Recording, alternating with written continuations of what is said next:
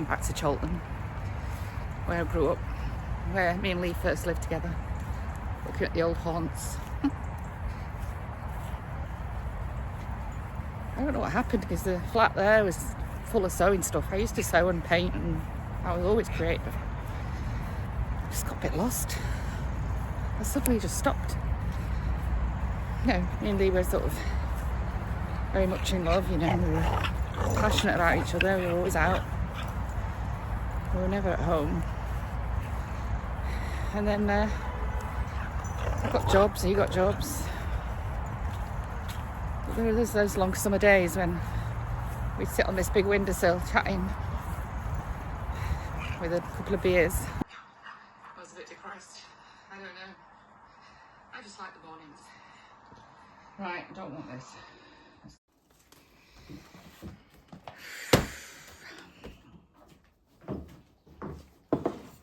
So there's nothing going on there in the rental side at the moment. I just had another little look like I do every morning. I must admit, this has created a lot of inner conflict. I've been thinking a lot about things. For example, I've lived here now for 20 plus years. This has been my home. I rented here for all this time. I've never been in a position where I could get a mortgage, because I've never had the deposit to get somewhere to live. And yet I have paid somebody else's mortgage. So that person's going to sell their house, make a good profit, a huge profit, and I'm homeless. And I don't see the justice in that. I don't understand what's going on, because Manchester did, you know, have a remit at one point, if I remember rightly, to build affordable housing. I've not seen that happen. All I've seen is tower blocks go up, because instead of building outward and down and for people to have a good quality of life and gardens, etc., they go up because they get more council tax. It's all about the money. And it's really pissing me off, I have to say. It's never really hit me before, and I feel I feel a bit selfish about that, because I don't like the idea of people only understanding that things are going wrong when it goes wrong for them. I've always been that kind of person that fights people's corner, and I haven't been doing that, I have to say. I've been a bit lost. The last 6 years have been crappy. So, you know, I get that. But what I am starting to realise is that people, you know, well, the rental issue is basically to do with salary, right?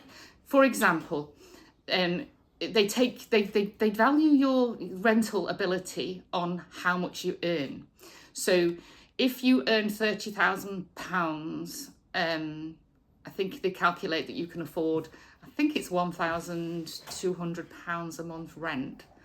But you have to be earning 30,000 plus. So when I think, yeah, it's 30 times rent. So my salary isn't obviously anywhere near that. And I've calculated my rental is affordable to a rental agency. I've said, yes, you can afford £667 a month rent. That's it, full stop. There isn't anywhere. I can't get a council house or flat because I'm not homeless and because I earn too much. So what do I do? Basically, I've had lots of people offer me space in their homes, which is very kind. Might be the way I have to go, because I might have to go sofa surfing to be able to get myself on the housing list and have somewhere to live. Or I might have to get lots of different jobs, and I'm already doing lots of different things to try and keep money streams coming in. I'm doing the best I can, but I'd be having to work 24/7 to earn 30 or 40 grand a year, you know, to be able to afford somewhere nice to live. So I am kind of stuck. It's becoming, it's all becoming clear to me now. It's horrible that you have to be suffering in our society to actually get help. I I'm not suffering. I don't want to suffer.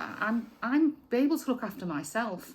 I won't have a rental agency say to me, you have to think of all the money you have to pay out, and you can't really afford this rent because you have to think that you'll pay this money on food, this money on leisure. And I'm thinking, well, I don't eat a lot and I don't go out. I'm quite an isolated person in that sense. I like to be with people and I like to do things, but I don't go out. I can't afford to. I know people spend 3 times what I earn in a week just going out every night. That's up to them. Happy that they're doing it. If they're happy with that, then fine. But I don't really want that lifestyle. I'm not particularly status driven. I don't want a big house, big car, or anything like that. All I want to do is have a nice quality of life. And it's just really starting to hit me now that I'm going to be struggling, and I'm going to have to keep on it. I don't really want to live with someone because I want to be independent. That was the whole point of doing this vlog, was starting my new independent journey. But that's when I thought I had security about where I lived. Now I don't have security about where I live. So that's that. Right, so I think the next steps for both myself and my daughters, because we're all in the same position, is that we're gonna investigate Manchester a little bit. We're gonna go and find out. We're just gonna have a good observation, a day-to-day observation about the rich and the poor, to be honest, because that's what it seems to have become. There are people with too much money and people with not enough money and people with no money, hardly. And I've worked in environments where I've seen poverty. I've worked in Manchester schools since the year 2000. I've seen different kinds of class systems. I've seen different kinds of children, in school, and how it affects them, how poverty affects them.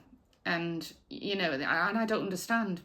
I honestly don't understand. I've never understood, to be honest, since I was really quite young. I remember the first time I got into politics and thinking about politics, somebody said to me, because my family were all very conservative and I was against all that, I rebelled. And I remember my grandma on my dad's side, not my mum's side. My mum's side were all very socialist, but my dad's side were all very conservative. And she said, we've always voted conservative. Why are you voting Labour? What's the point? And I said, because I believe in the fair distribution of wealth. I don't know where that came from. I came from somewhere. I truly believe that. I believe in the fair distribution of wealth, and I believe that we're all entitled to somewhere to live. And I'm going to go and check it out. I'm going to go into the streets and look at what's going on, and with my daughters, obviously, and we're all going to try and unthread all this, because I'm just not feeling it's fair that I have to leave this house and depend on other people, in a sense, who aren't then really good friends, people who would be happy for me to live with them. They're not bothered. I'm good fun. But, it's like, it's not what I want now. And it's not what I want for my daughters. And I'm feeling that, things need to change. And now we have Andy Burnham going to be Prime Minister. He's from the north. He's from Manchester. I think he's from Manchester. He's from Wakefield. Yeah, Wakefield, further north, I think that is. But anyway, he's from this neck of the woods, and he should understand. Let's see. Anyway, keep checking in, and please comment. I'm really interested in your stories. I want to know what you think, and yeah, even if you're not from Manchester, you're from other parts of the UK or even the world. I know I've got a lot of American subscribers, and I'd really like to hear, because I don't think this is just based on what's happening here. It's a worldwide thing. Anyway, see you soon.